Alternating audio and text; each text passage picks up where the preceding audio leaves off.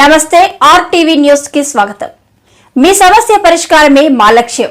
మీ సమస్యలను వాట్సాప్ చేయండి చాలు. 9492726238. మా వార్తలు మీకు నచ్చినట్లయితే లైక్ చేయండి, షేర్ చేయండి, సబ్స్క్రైబ్ చేయడం మాత్రం మర్చిపోకండి. ఎందరో ప్రాణ త్యాగాలతో వచ్చిన కార్మిక దినోత్సవం రైతు సంఘం నాయకుల మేక సత్యనారాయణ, జీసీసీ కళాశాల సంఘం కార్యదర్శి లగుడు సీతయ్య నాయుడు.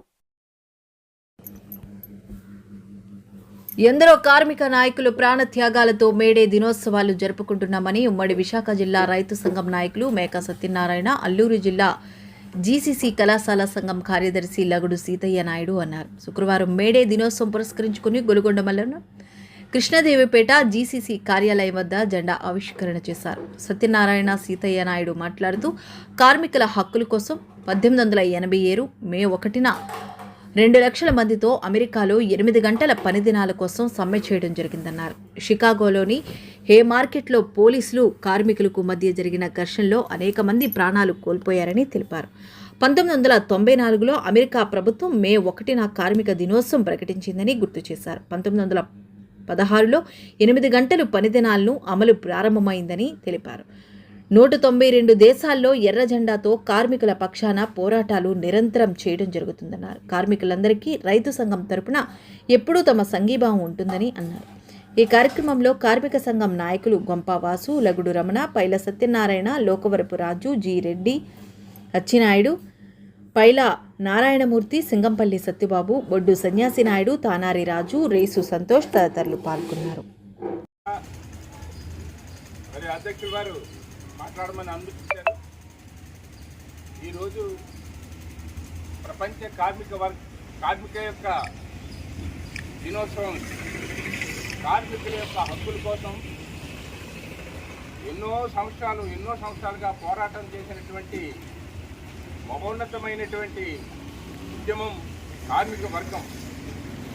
ఈవేళ కార్మిక వర్గం ఐక్యత వల్లనే 192 దేశాలలో కమ్యూనిస్ట్ పార్టీలు అధికారంలో సాగిస్తున్నాయంటే కార్మికుల యొక్క ఐక్యత వల్ల మాత్రమే. కాబట్టి మనం ఈవేళ ఉన్నటువంటి పరిస్థితి కార్మికులకు ప్రధానమైనటువంటి సమస్యలు, ప్రమాదకరమైనటువంటి సమస్యలు తీసుకొచ్చి పెట్టింది ప్రభుత్వాలు. అటు కేంద్రం కానీ ఇటు రాష్ట్రం కానీ కార్మిక చట్టాలని కాలరాసి కార్మికుల యొక్క హక్కుల్ని హరించాలనేటువంటి ఉద్దేశం చాలా తొందరగా ఉంది. ఏమిటంటే ఈవేళ ఉన్నటువంటి పరిస్థితులు 10 గంటలు పెంచాలి, అదే జీతంతో పనిచేయాలి. 10 గంటలు తగ్గించమని కార్మిక వర్గం 100 ఏళ్ల నాటి పోరాట చరిత్ర రోజుకి 8 గంటల పని మాత్రమే చేయాలనేటువంటిది ఒక చట్టం కూడా చేశారు. ఈ 8 గంటల పనిని 12 గంటల వరకు పొడిగించి అదే జీతంతో ప్రజల్ని 10 మందితో పని చేయవలసినటువంటిది ఒక 2-3 చేత పని చేయించేసి రోబోట్లు తీసుకొచ్చి పెట్టాలనేటువంటి అభిప్రాయం ఈవేళ ప్రభుత్వంకి ఉన్నది. ఇది కార్పొరేట్ సంస్థలకు దారాదత్తం చేసిన తర్వాతనే ఈ పనంతా చేయాలనేటువంటిది తొందరపాటు పడుతున్నారు. రాజ్యాంగ సవరణ అనేటువంటి పేరుతో రకరకాలైనటువంటి సవరణలు తీసుకొచ్చి పెట్టాలనేది కేంద్ర రాష్ట్ర ప్రభుత్వాలు అనుసరిస్తున్నాయి. కేంద్రం ఏ తప్పు చేసినా రాష్ట్రంలో ఉన్నటువంటి మరి చంద్రబాబు నాయుడు ఏమీ మాట్లాడటం మానేస్తున్నాడు, ఏమీ దానికి సమాధానం చెప్పడం లేదు. ఈ రాష్ట్ర ప్రజలు ఆమోదిస్తున్నారా, ఆమోదించలేదా, ప్రజలను ఏమన్నా కనుక్కొని చేస్తున్నారంటే అదేమీ లేదు. వాళ్ళు ఇచ్చినటువంటి పద్ధతుల్లో వాళ్ళు వ్యవహారం చేసుకుని వెళ్ళిపోతున్నారు. రేపు రాబోయేటటువంటి రోజులన్నీ కార్మిక వర్గానికే కష్టాలు తెచ్చిపెడుతున్నారు. తర్వాత రైతాంగం, తర్వాత ఉన్నటువంటి సంఘాలన్నీ. కానీ ఈ దేశంలో ఉన్నటువంటి కార్మిక వర్గం ప్రధానమైనటువంటి ఉత్పత్తులకు మూలం ఎవరా అంటే కార్మికులే. మీ యొక్క శ్రమే ఈ దేశ సంపదకి మూలం అనేటువంటి సంగతి మనం అందరం గుర్తుంచుకోవాల్సినటువంటి అవసరం ఉన్నది. రేపు రాబోయేటటువంటి రోజుల్లో కార్మిక వర్గ పోరాటాలు ఎక్కువగా ఉంటాయి.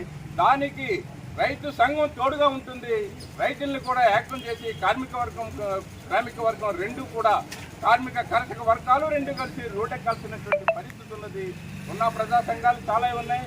వారి యొక్క సమస్యల మీద వారు కూడా రోడ్డెక్కేటటువంటి అంగన్వాడీలు కానివ్వండి, ఆశా వర్కర్లు కానివ్వండి, ఇంకా రకరకాలైనటువంటి మరి ఉన్నటువంటి వర్గాలన్నీ కూడా రోడ్డెక్కి వాళ్ళ హక్కులు సాధించుకుంటున్నారు. మన హక్కులు మనకు సాధించడానికి మరి మనం అందరం ఐక్యంగా ఉంటేనే తప్ప ఈ హక్కులు సాధించుకోలేని పరిస్థితి. మరి ఇటువంటి పరిస్థితుల్లో ఈవేళ కార్మిక వర్గ వేడుకలు జరుపుకుంటున్నారు. దేశవ్యాప్తంగా ప్రపంచవ్యాప్తంగా ఇది జరుపుకున్నటువంటి మహాపండగ మేడే. ఈ మేడేకి అనేకమైనటువంటి త్యాగాలు ఉన్నాయి.